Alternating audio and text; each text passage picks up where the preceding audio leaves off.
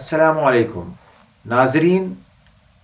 Budget और हम यानी कि आने वाला बजट 2022 और 23 और हमारी जिम्मेदारियां, इस पर आपने पहला एपिसोड सुन लिया है। अगर आप पहला एपिसोड नहीं समाप्त किए हैं, नहीं देखा है, तो इस एपिसोड को देखने से पहले मेरी गुजारिश है कि आप पहला एपिसोड देख लें ताकि आपको ये एपिसोड पूरी तरह अच्छी तरह समझ आ सके। आज के इस एपिसोड में हम गुफ्तगू कर रहे हैं कि बजट में माइनॉरिटीज़ का क्या हिस्सा होता है, एजुकेशन का क्या हिस्सा होता है। आप इसे समाप्त करें। आइए डॉक्टर जावेद साहब से। अस्सलाम वालेकुम नाज़रीन, इफ़हाम के आज दूसरे एपिसोड बजट पर, जिस पर हम चर्चा कर रहे थे। पहले एपिसोड में भी हमने बजट पर बहुत सारी चीज़ें आपके सामने लाई, उसका तारुफ़ कराया, उसके जो कॉन्सेप्ट्स हैं, उसके नुआंसेस को भी हमने समझने की कोशिश की है एपिसोड 1 में। तो हमारे दरमियान डॉक्टर जावेद आलम हैं। मैं दोबारा आज के दूसरे एपिसोड में मैं आपका इस्तकबाल करता हूँ तहे दिल से। शुक्रिया। जी। तो नाज़रीन, हम ये समझ रहे थे कि जो इंडियन यूनियन बजट है, उसके क्या-क्या एक्सपेंडिचर और इनकम के क्या-क्या हेड्स हैं, उसको हमने एपिसोड 1 में समझने की कोशिश की है। तो एपिसोड हम 1 में आप को याद होगा, जिसमें हमने इस पर ज़िक्र किया था कि एक जो हेड है एक्सपेंडिचर का, वो सोशल सेक्टर पर जो खर्च जाता है सरकार का, उस पर हमने एक तबसरा दिया था। डॉक्टर साहब ने कुछ इशारात भी हमारे सामने किए थे, उसके अंदर हेल्थ एक है, एजुकेशन एक है, और बाकी जितने भी सोशल ग्रुप्स हैं, एससी, एसटी, बैकवर्ड क्लासेस हैं, माइनॉरिटीज़ हैं, वुमेन है, चाइल्ड है, इस पर जिस तरह से खर्च होता है। तो हम इस एपिसोड के तरजीही तौर पर 2 जो सेक्टर्स हैं, सोशल सेक्टर्स में, उसको हम समझने की कोशिश करेंगे बजट के कॉन्टेक्स्ट में। एक है एजुकेशन बजट, दूसरा है माइनॉरिटी बजट। तो डॉक्टर साहब, मैं आपसे ये जानना चाहता हूँ कि जैसा कि पिछले एपिसोड में आपने कहा कि सरकार जो है, स्टेट एजुकेशन को फंड करता है। तो इसका प्रोसेस क्या होता है कि मतलब एजुकेशन को इंडिया में, हिंदुस्तान में किस तरह से फाइनेंस किया जाता है? शुक्रिया। तो जैसा कि आपने बैकग्राउंड दिया कि जो हुकूमत की पूरी स्पेंडिंग होती है वो 3 बड़े सेक्टर्स पे होती है, जनरल सेक्टर, इकोनॉमिक सेक्टर और सोशल सेक्टर। तो आमतौर से ये देखा जा रहा है कि प्राइवेटाइजेशन की वजह से सोशल सेक्टर को काफ़ी हद तक अब हुकूमत इग्नोर कर रही है, मतलब उसको कहीं पीछे छोड़ रही है। और जैसा कि हम सब इस चीज़ से वाकिफ़ हैं कि किसी भी सोसाइटी को आगे ले जाने के लिए अगर हुकूमत सोशल सेक्टर पे नहीं खर्च करेगी, तो उस सोसाइटी में हम अच्छे अफ़राद तैयार नहीं कर सकते। लेकिन हुकूमत की प्रायोरिटी कहीं न कहीं इकोनॉमिक सेक्टर पे बहुत ज़्यादा है और जनरल सेक्टर में भी काफ़ी ज़्यादा है, डिफेंस को लेके, इंटरनल सिक्योरिटी को लेकर के। तो सोशल सेक्टर कहीं न कहीं वो एक तरह से मतलब निग्लेक्ट किया जा रहा है। तो ये बहुत ही अहम एरिया है कि जिस पे जो सिविल सोसाइटी है और जो हमारे शहरी हैं, उस पे ज़्यादा ध्यान दें। और एजुकेशन फाइनेंसिंग की जहाँ तक बात है, तो ये हम लोग सब अच्छी तरह से वाकिफ़ हैं कि तालीम की हालत अगर हम लोग मुवाज़ना करें अपने पड़ोसी मुल्कों से, तो हमारे यहाँ ज़्यादा ख़राब है। इवन श्रीलंका, बांग्लादेश को भी अगर आप लें, तो हमारी पोज़ीशन ज़्यादा ख़राब है। और तालीम के फ़ंड को मेज़र करने के लिए आम तौर से हम लोग जो उसका एक तरह से इंडिकेटर, मतलब उसको एक पैमाना माने, तो उसमें जीडीपी के टर्म्स में हम लोग देखते हैं कि खर्चा कितना होना चाहिए।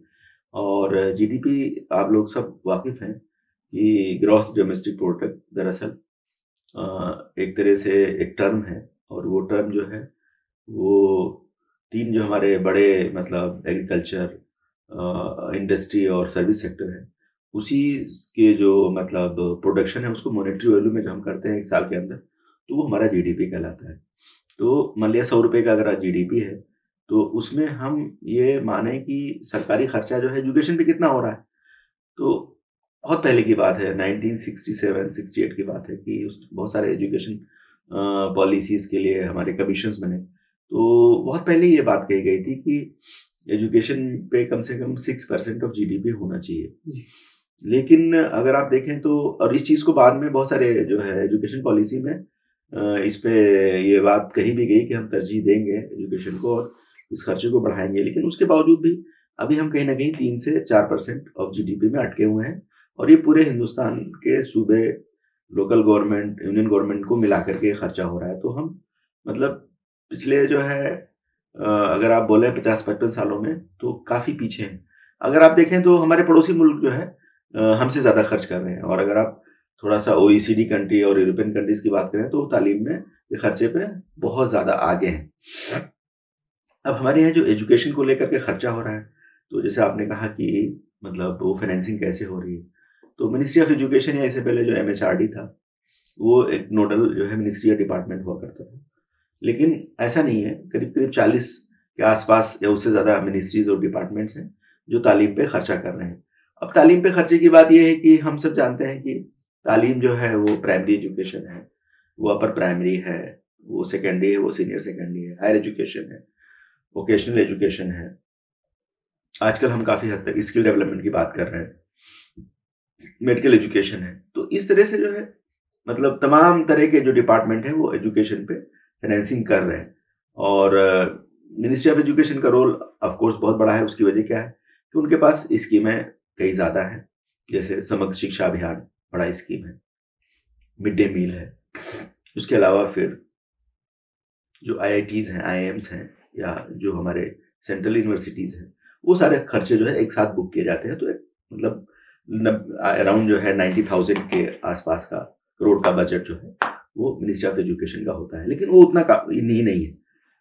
एजुकेशन बजट जो है वो तमाम और सेक्शन ऑफ द पॉपुलेशन के लिए भी होता है एजुकेशन बजट, तो उसको भी हम लोग समझते हैं। लेकिन जो इंफ्रास्ट्रक्चर, जो टीचर्स अवेलेबिलिटी, जो और दूसरे जो है मतलब सहूलियात स्कूल के लिए चाहिए, तो उसमें मिनिस्ट्री ऑफ एजुकेशन का रोल ऑफ कोर्स काफ़ी ज़्यादा अहम है। लेकिन और चीज़ें जो है दूसरे मिनिस्ट्रीज भी पूरा करती हैं, मतलब स्कूल या कॉलेज या उनके डोमेन में जो ज़रूरतें होती हैं। तो ये तो बेसिक चीज़ें हैं मिनिस्ट्री ऑफ एजुकेशन कर रही है।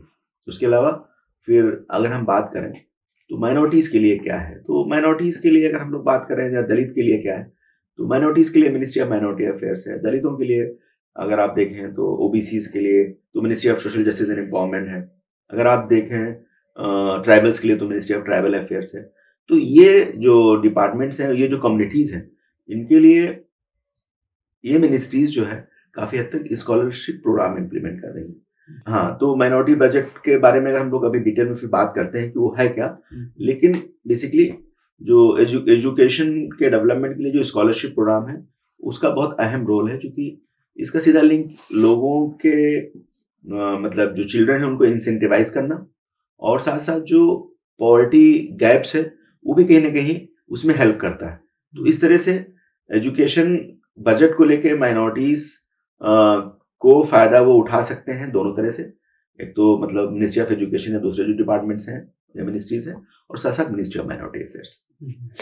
चलो, एक चीज आपने जो जीडीपी की तरफ इशारा किया है, तो 1964 टू 66 की जो कोठारी कमीशन की बात है, कोठारी कमीशन ने उस वक्त 6% की बात कही थी बजट का, सॉरी जीडीपी का। तो अब 64 टू 66 2 साल के बीच में उन्होंने पूरा रिसर्च किया, पूरा 200 दिन का उन्होंने दौरा किया था कोठारी साहब। फिर फाइनली उन्होंने इस नतीजे पर, पूरा स्टडी करने के बाद में 6% के नतीजे पर पहुंचा था। अब इतने साल हो गए, जीडीपी भी ग्रो हो गई, मतलब इंडियन इकोनॉमी भी एक्सपांड हो गई, सही। तो न्यू नेशनल एजुकेशन पॉलिसी आई 2020 में, उसमें भी जीडीपी का 6% ही है। तो इस पूरे जो प्रोसेस को मतलब आप कैसे देखते हैं? देखिए, अगर देखा जाए तो जो बजटिंग है, अगर जो मतलब गवर्नमेंट ऑफ इंडिया में बजटिंग का जो तरीका है ना, वो इंक्रीमेंटल बजटिंग है, आमतौर से नीड बेस्ड नहीं होती है। जैसे कि हमने कहा कि कोठारी साहब ने जो है वो मिड 60s में इसकी बात की थी, और हम आ गए 2020 में, हम्म, अगेन फिर उसी फिगर को रखा गया। सही। तो अगर कोठारी साहब के 6% को लिया जाए और उसको इन्फ्लेशन से एडजस्ट किया जाए, तो अभी तो 12% होना चाहिए सही। रफली, मतलब मैं बहुत हाँ, साइंटिफिक एक बात नहीं कर रहा approximate हूँ, बोल सकते हैं, सही। लेकिन 12% ऑफ जीडीपी होना चाहिए। हम्म, बट यहाँ पे क्या है कि नीड बेस्ड है नहीं, हम्म, बजटिंग इंक्रीमेंटल बजटिंग है कि मतलब किसी मिनिस्ट्री ने अगर 100 रुपए उसको मिले, उसने 90 खर्च किया, तो उसको 90 पे रख के, नहीं तो उसको और कट कर देते हैं। हम्म, किसी ने अगर 100 पे 100 खर्च कर लिया, तो उसको अगले साल 110 दे देते हैं। तो मेरा मानना ये है कि अगर इंक्रीमेंटल बजटिंग भी की जाती तब भी अच्छा होता, बट दोनों नहीं हो रहा है, ना नीड बेस्ड हो रहा है और ना ही इंक्रीमेंटल बजटिंग हो रही है। इवन अगर एजुकेशन बजट की बात करें आप, तो इवन कोविड टाइम था और काफी ज्यादा एजुकेशन लॉस हुआ है, बट मिनिस्ट्री ऑफ एजुकेशन का बजट बढ़ा ही नहीं। तो आप इससे अंदाजा कर सकते हैं कि इवन जो प्रोमिसेस न्यू एजुकेशन पॉलिसी में हुए, वो इस साल के बजट में रिफ्लेक्ट नहीं हुए। सही। जो मतलब हम जिस बजट में चल रहे हैं 21-22 में, तो वो रिफ्लेक्ट नहीं हो रहा है। तो ये बहुत ही मतलब एक तरह से हम कहें कि कोई पॉलिटिकल विल नहीं है, और कहीं से भी उन पे कोई पॉलिटिकल प्रेशर नहीं है कि एजुकेशन जो है वो एक इलेक्टोरल इशू, इलेक्टोरल एजेंडा बने, जिसको बनना चाहिए। जी। अच्छा, ये जो एजुकेशन फाइनेंसिंग में एजुकेशन मतलब क्या गुड्स है जो मतलब इकोनॉमिक्स में डिस्कशन होता है कि ये प्राइवेट गुड है या पब्लिक गुड है, मेरिट गुड है, ये डिस्कशन होता है। तो इसके मतलब टेक्निकलिटीज में जाने के बजाय मेरा एक सवाल ये है कि over the period of time ये कब हुआ कि या इसका पूरा जो ट्रेंड्स कैसे रहे हैं कि एजुकेशन में खर्च करने को लेकर इवन खुद नेशनल एजुकेशन पॉलिसी कह रहा है कि 6% हो, फिर भी जो है हम 3% से 4% के बीच में ही जीडीपी का मतलब अलोकेशन होता है। वो मतलब कितना यूटिलाइज होता है वो एक एक अलग चीज अलग है। डिबेट है। तो ये क्या ट्रेंड्स रहे हैं, क्या मेजर टर्निंग पॉइंट रहा कि एजुकेशन फाइनेंसिंग में बड़ा शिफ्ट आया है?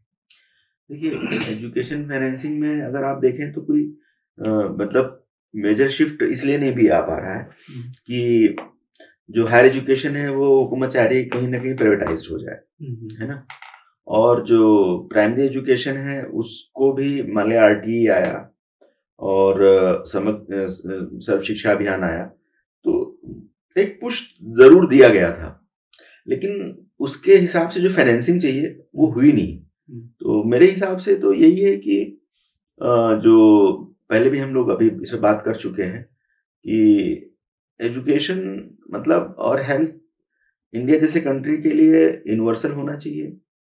जैसे आरटी ने बोला कि फ्री कंपलसरी एजुकेशन वो होना चाहिए, बट विद क्वालिटी होना चाहिए, और विद क्वालिटी को इम्प्रूव करने के लिए हमें एडिक्वेट फाइनेंसिंग की जरूरत है। तो उसका छोटा सा एग्जांपल मैं आपको दूंगा कि हम लोग सर्व शिक्षा अभियान के स्कूल भी चला रहे हैं और हम लोग केंद्रीय विद्यालय भी चला रहे हैं। अगर आप दोनों का यूनिट कॉस्ट लें तो 1000 का मतलब कई थाउजेंड का डिफरेंस हो जाएगा in terms of costing, unit costing.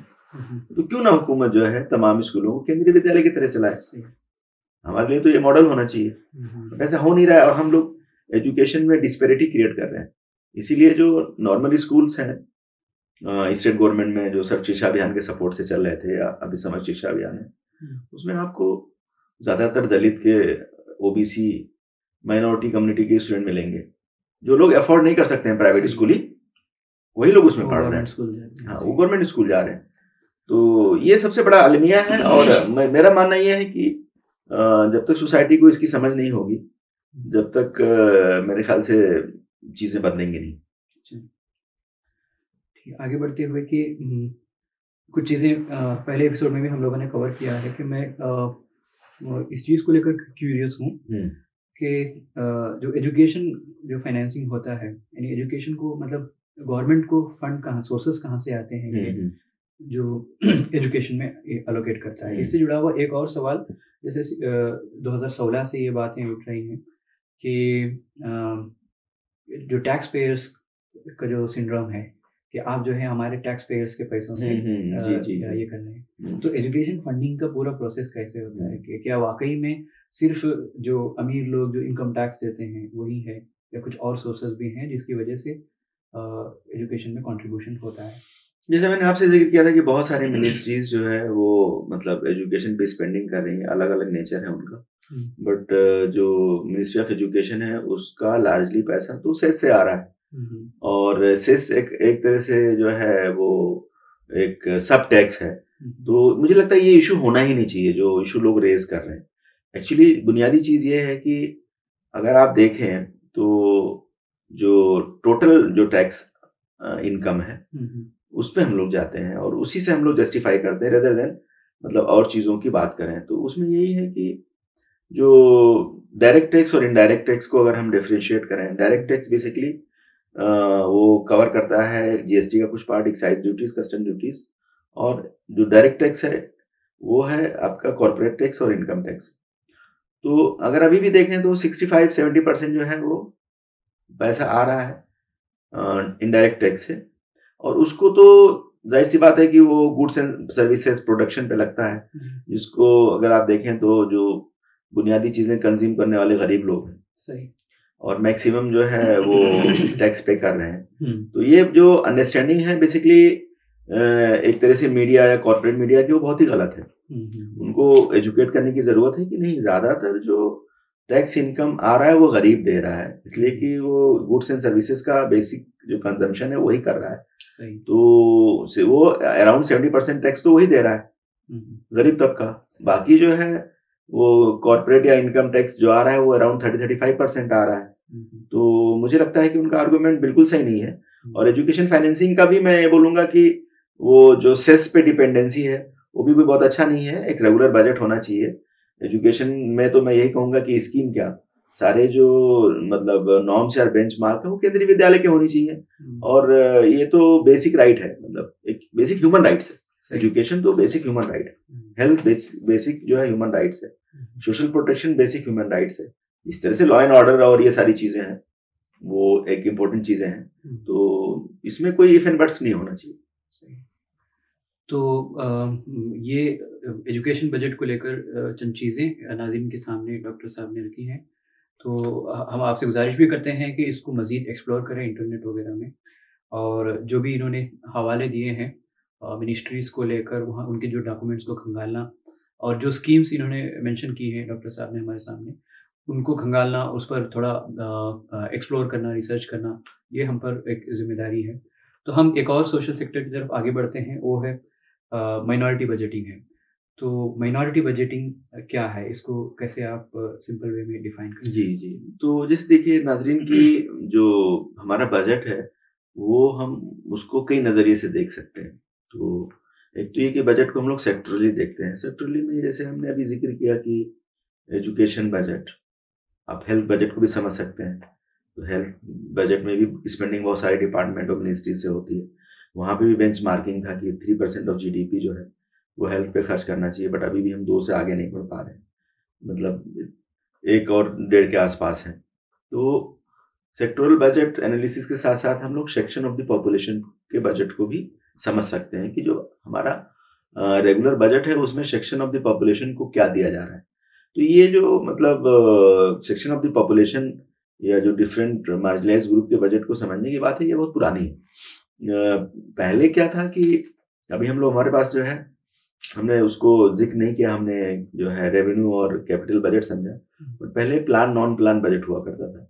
मतलब ये कि प्लानिंग कमीशन, प्लानिंग बोर्ड जो है वो जो भी डेवलपमेंट प्रोग्राम्स थे उस पर प्लानिंग करते थे। तो जो 5 ईयर प्लान्स हमारे बनते थे उसकी पीरियड में जो स्कीम और प्रोग्राम्स होते थे वो प्लान बजट का हिस्सा होते थे, और अदर देन जो एक्सपेंडिचर होता था वो नॉन प्लान का हिस्सा होता था। बट ऐसा नहीं था कि उसमें प्लानिंग नहीं होती थी, बट वो प्लानिंग कमीशन या जो नीचे प्लानिंग बोर्ड है उनके डोमेन में नहीं आता था, उसको लाइन डिपार्टमेंट या मिनिस्ट्री ऑफ फाइनेंस खुद रिजॉल्व करती थी।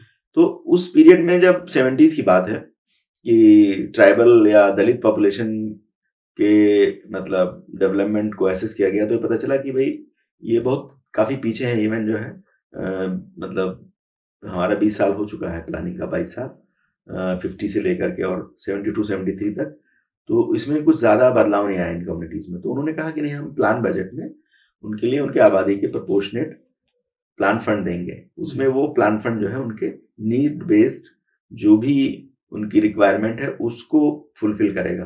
तो ट्राइबल सब प्लान की शुरुआत हुई मतलब अगर 100 रुपए का प्लान बजट है तो 8% या 9% जो है वो ट्राइबल के लिए मुख्तस किया जाएगा, इनके लिए एलोकेट किया जाएगा। फिर रियलाइजेशन आया कि नहीं, दलित भी पीछे हैं और दलितों के लिए कुछ किया जाए, तो स्पेशल कंपोनेंट प्लान की बात हो गई। उसमें भी पॉपुलेशन टारगेट रखा गया, क्राइटेरिया रखा गया और 16-17% जो है प्लान बजट का वो दिया जाए शेड्यूल कास्ट को। फिर उसके बाद 80s में जो है जेंडर बजटिंग की बात हुई, चाइल्ड बजटिंग की बात हुई और फिर डिसेबिलिटी बजटिंग की बात हुई। लेकिन माइनॉरिटी कम्युनिटी जो कि बड़ी मतलब आबादी है हिंदुस्तान की, करीब टोटल आबादी में 21% है वो। अगर हम मुस्लिम, क्रिश्चियन, सिख, बुद्धिस्ट, जैन, पारसी वगैरह को इंक्लूड करें तो वो करीब 21% है। लेकिन इनके लिए कोई पॉलिसी सच थी नहीं। हाँ, ये है कि 80s में इंदिरा गांधी ने जो है 15 पॉइंट प्रोग्राम शुरू किया था, तो उसमें माइनॉरिटीज की बात की थी, लेकिन वो 15 पॉइंट प्रोग्राम आगे नहीं बढ़ पाया। और 90s में भी कुछ एक आधी स्कीम शुरू की गई माइनॉरिटीज के लिए, लेकिन इस तरह से कोई खास जो है एफर्ट्स नहीं हुए। तो लगभग हमारा प्लान इरा 50 साल का लगभग माइनॉरिटीज को बिल्कुल फोकस किया ही नहीं, 50 साल ऐसे गुजार दिया। फिर उसके बाद 2004-5 में जो इंदिरा गांधी का 15 पॉइंट प्रोग्राम था उसको रिवैम्प करके उसको prime minister's new 15 point programme for welfare of minorities शुरू किया गया। तो 15 पॉइंट प्रोग्राम में बेसिकली 15 एरियाज ऑफ डेवलपमेंट थे जो कि कवर कर रहे थे एजुकेशन को, बेसिक एमिनिटीज को, उसके अलावा फिर representation in public services of minorities, तो वो था। फिर कुछ चीज़ें थी कि जिसमें ये था कि उर्दू लैंग्वेज को प्रमोट किया जाए, उसके अलावा फिर कुछ कम्युनल रेयर्स प्रिवेंशन वगैरह के बिल हो। तो इस तरह से 15 पॉइंट प्रोग्राम को रिवैम्प किया गया और उसी के आसपास स्ट्रक्चर कमेटी का कॉन्स्टिट्यूशन हुआ। तो उन्होंने भी कहा कि नहीं, माइनॉरिटीज जो है वो एजुकेशन में काफ़ी पीछे है, बेसिक कम्युनिटीज में उनके यहाँ एक्सेस बहुत कम है और उसके अलावा उनकी शमूलियत मतलब वर्क पार्टिसिपेशन में कम है, मतलब वर्क पार्टिसिपेशन उनका बहुत कम है पब्लिक एम्प्लॉयमेंट में, फॉर्मल सेक्टर में। जी, फॉर्मल सेक्टर में। और उसके बाद जो है फिर उनकी कोशिशों से एक एरिया डेवलपमेंट प्रोग्राम शुरू किया जिसको मल्टी सेक्टरल डेवलपमेंट प्रोग्राम के नाम से जाने लगा, MSDP। तो अगर आप देखें तो 4-5 मतलब 2005-6 में 15 पॉइंट प्रोग्राम और इसी तरह से फिर 7-8 में मल्टी सेक्टरल डेवलपमेंट प्रोग्राम शुरू किया गया। तो ये ब्रॉडर स्ट्रेटेजीज थी माइनॉरिटी बजट से लिंक होती हुई, जुड़ी हुई।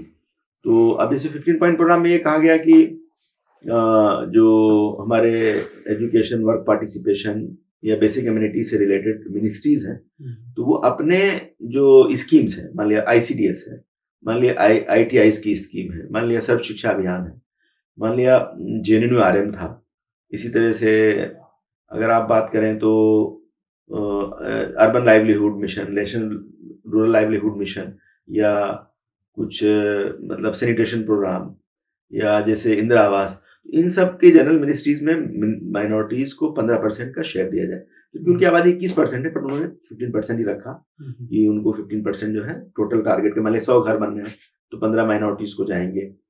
लेकिन साथ साथ फिर उसी टाइम में कुछ मतलब सच्चा रिकमेंडेशन के बाद कुछ नए प्रोग्राम्स भी गवर्नमेंट ऑफ इंडिया ने MSDP के अलावा लॉन्च किए, जैसे स्कॉलरशिप प्रोग्राम को थोड़ा बढ़ाया, दूसरी मिनिस्ट्री से वहां से हटा के माइनॉरिटीज के लिए स्पेसिफिक चलाया, लीडरशिप प्रोग्राम शुरू किया।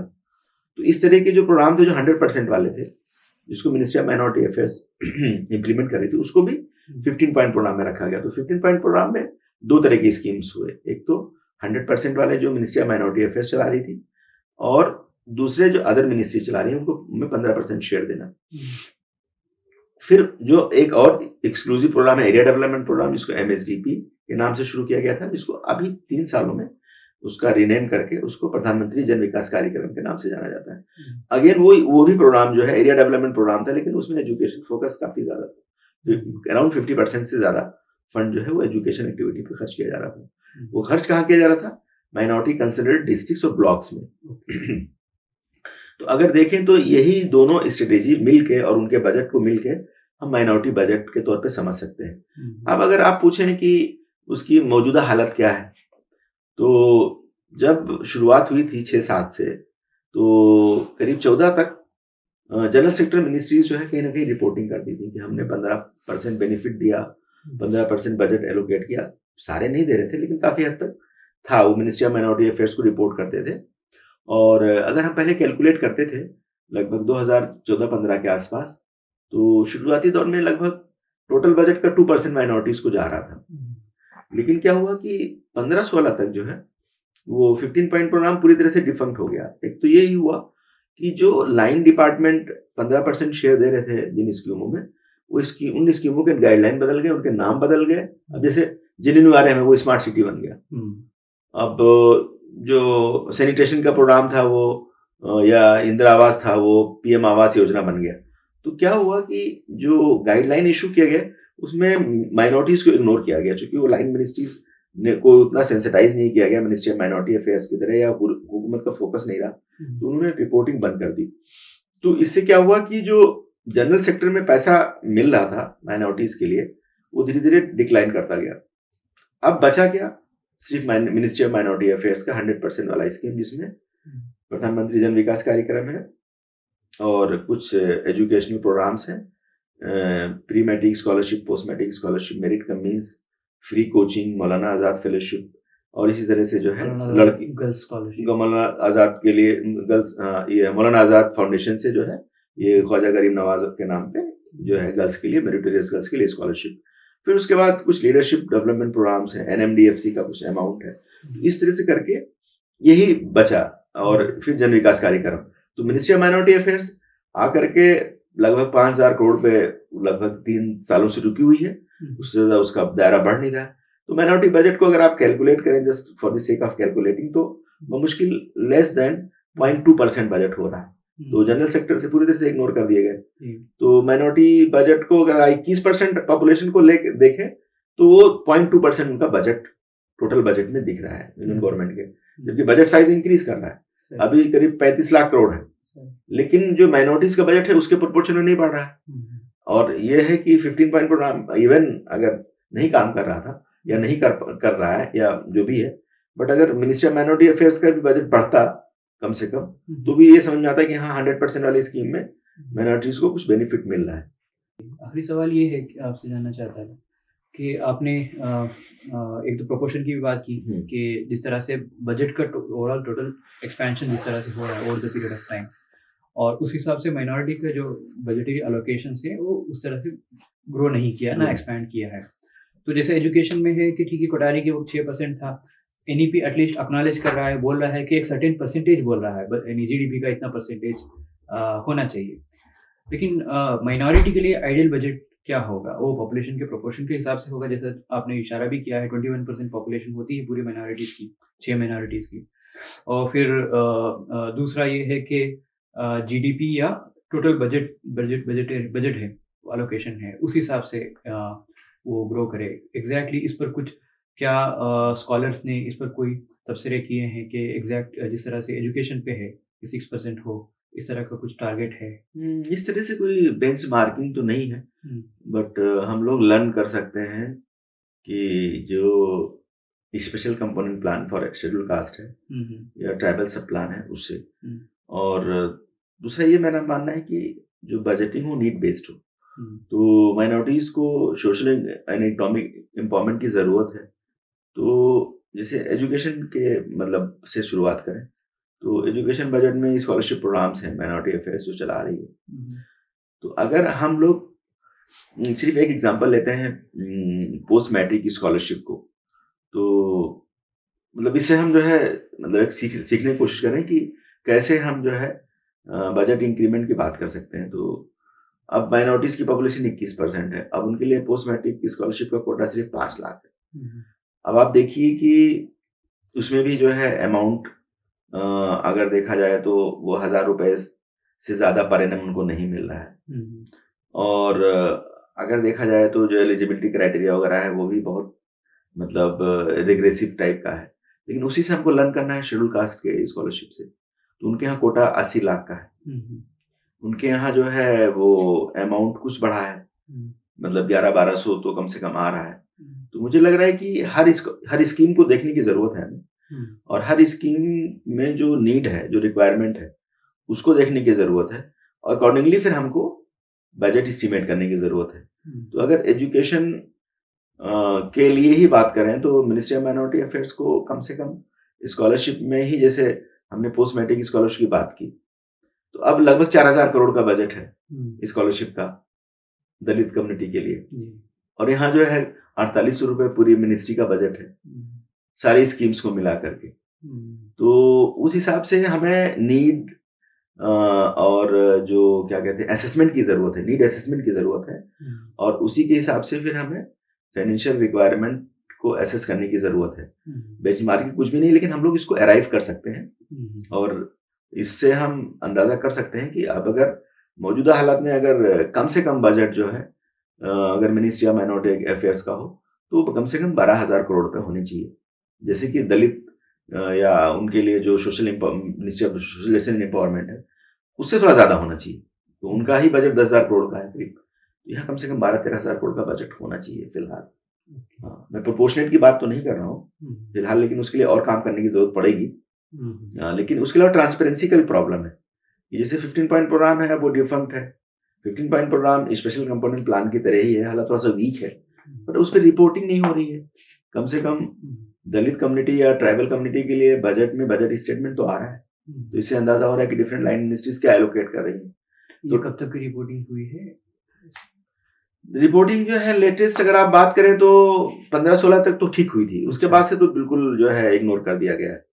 तो हमें कहीं ना कहीं जो दलित और आदिवासी बजटिंग हो रही है उससे हमें लर्न करने की जरूरत है, और उसी पे हमें एडवोकेसी करने की जरूरत है कि हम गवर्नमेंट को मतलब जरूर जगाएं इस चीज को लेकर के। और ये प्रधानमंत्री जो जन विकास कार्यक्रम है उसका रिपोर्टिंग वगैरह, उसकी रिपोर्टिंग तो एलोकेशंस की हो रही है, प्रोजेक्ट्स वगैरह जो बनते हैं उसकी भी हो रही है, बट उसके साथ एक बड़ा प्रॉब्लम ये है कि सोशल इंफ्रास्ट्रक्चर बनाया जा रहा है, बट जो उसमें उसको ऑपरेशन करने के लिए ह्यूमन रिसोर्सेज रिक्वायर्ड है या जो और बेसिक इंफ्रास्ट्रक्चर रिक्वायरमेंट है वो स्टेट को करना है, और वो स्टेट कर नहीं रहे हैं। तो इसलिए बहुत सारे प्रोजेक्ट्स ऑलरेडी कॉन्स्टिट्यूशन होने के बाद भी वो ऑपरेशनल नहीं हो पाए, जिसमें हमें फील्ड स्टडीज की जरूरत है कि हमें काफी ज्यादा जो है फील्ड स्टडीज करनी चाहिए। लेकिन लगभग 1200 करोड़ एनुअल बजट जो है वो प्रधानमंत्री जन विकास कार्यक्रम के जरिए खर्च किया जा रहा है। तो हमें इसमें एक तो ये कि उनकी प्लानिंग में शामिल होने की जरूरत है, जो ब्लॉक लेवल प्लानिंग है। दूसरा ये कि हमें जो इंफ्रास्ट्रक्चर बन चुके हैं उनको भी मॉनिटर करने की जरूरत है। ठीक, तो ये दो कॉन्सेप्ट थे जो सेक्टरल जो बजट्स के तहत हम लोगों ने आपके सामने डिस्कस किया। एक तो एजुकेशन बजट है और दूसरा माइनॉरिटी बजट। एजुकेशन बजट में हमने एजुकेशन बजट है क्या, फाइनेंसिंग कैसे होती है, क्या ट्रेंड्स हैं, क्या एग्जैक्ट टारगेट होना चाहिए, इस पर हमने कुछ तबसरा किया, डिस्कशन किया डॉक्टर साहब से, उसे सीखा।